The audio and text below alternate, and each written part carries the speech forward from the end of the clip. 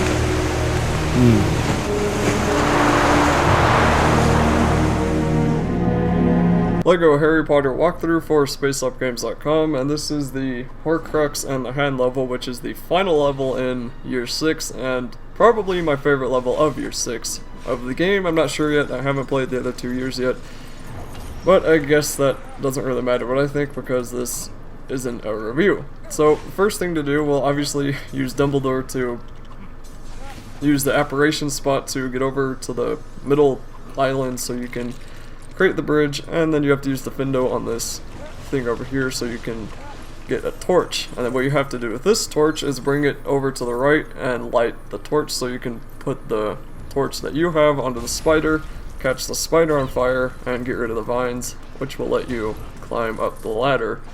Then of course use Reducto on these shiny objects and get rid of the vines here. And even though Dumbledore does know Parseltongue, it says so in the books, or not in the books, who does it? I don't know. But anyway, Dumbledore knows Parseltongue, but he can't do the Parseltongue puzzle. So of course you have to use Harry.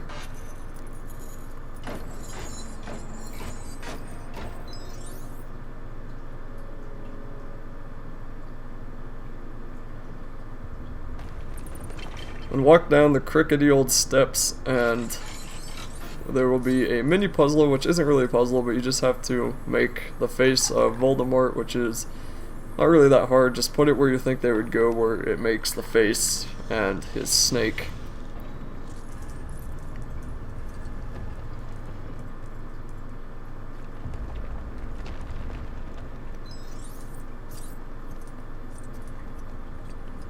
And do not walk down that pit. But you pull down this thing and that will cause a crystal to come out of nowhere, or that'll cause a crystal, I guess not out of nowhere, that'll cause a crystal to make a bridge for you. Out of nowhere would be not a good statement because there's crystals everywhere, so yeah. Here you're gonna have to get rid of these plants in the water, or not get rid of them, but you need to raise the plants so the Parseltongue bookcase will appear, and once again use Harry so you can follow the sequences or the colors, whichever works for you. And Scar, the controllers sometimes, especially on the Xbox, don't always go to the right for these things, so Scar screwed up there, but it wasn't his fault. Wasting that extra 5 seconds was not completely avoidable. So anyway, here you need to brush off the 4 different buttons and then they will flash in the order that you need to step on them. First one will be red, and it's best if one of you just does this so nothing gets messed up, and both of you can't land on them at the same time, or else it won't work properly. As you'll see right here where it goes blue, red, and whatever color that is.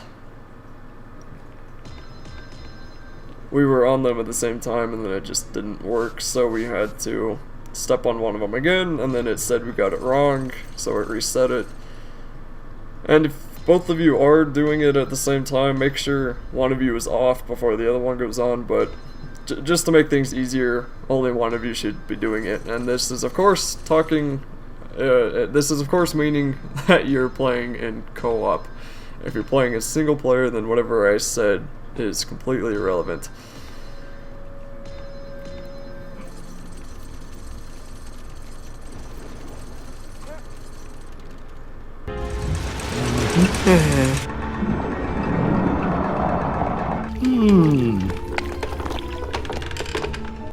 Now this is actually a really fun part, and the first thing you need to do is come up here to the top and step on these two buttons, and that's because, as you'll see down here to the right, there will be these differently colored crystals that you need to get past but can't get past until you step on these two buttons up here.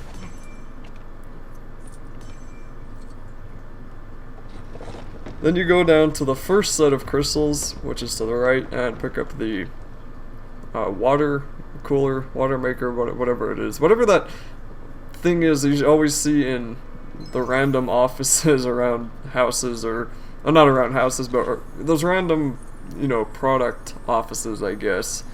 Or, I don't even know what it's called. Where they have the big 5-gallon jug on top of the water thing, and then they have the random cups there. Yeah, anyway. I don't know, that made no sense, I know, but hopefully somebody gets what I'm talking about. And I know what they're called, but I just don't know what they're called. Yeah, so anyway, step on these two buttons again, and go get the other piece, which you will need to put onto the water cooler, water heater, I don't know. And they're always the things, they have like the cool knob, and then the cool switch and the hot switch, but the hot switch never works, which, what's the point of having them if you only ever have cold? So anyway, the crystals will then come up to block you, and you'll need to use Dumbledore to drink 5 of the cups from the potion, and at the same time avoid this huge army of Inferi, and that's a really awkward word. And to get rid of them, you just use Reducto, which Harry and Dumbledore know. You can use it with either one, but Dumbledore needs to be the one to drink the potion. And then you do that 5 times, and that will be it for this part of the level.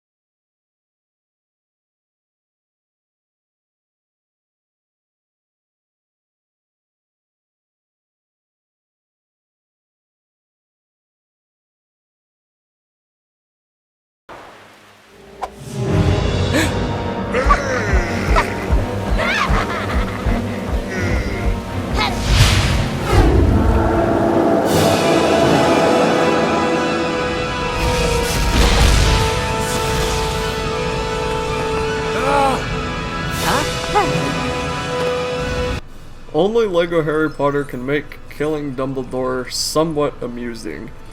Here you need to chase after Snape and Bellatrix with Ginny and Harry, even though Ginny kind of came out of nowhere.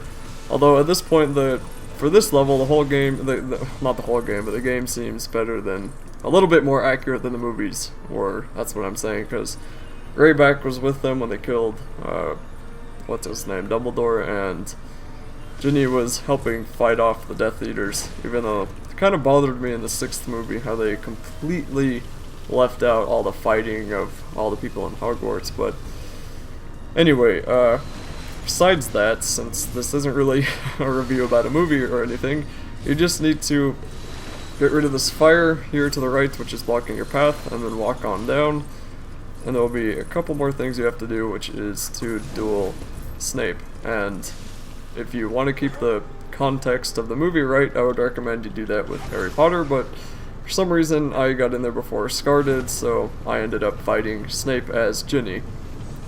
But you defeat Snape, and that will be it for the level, and also the last thing you have to do for year 6.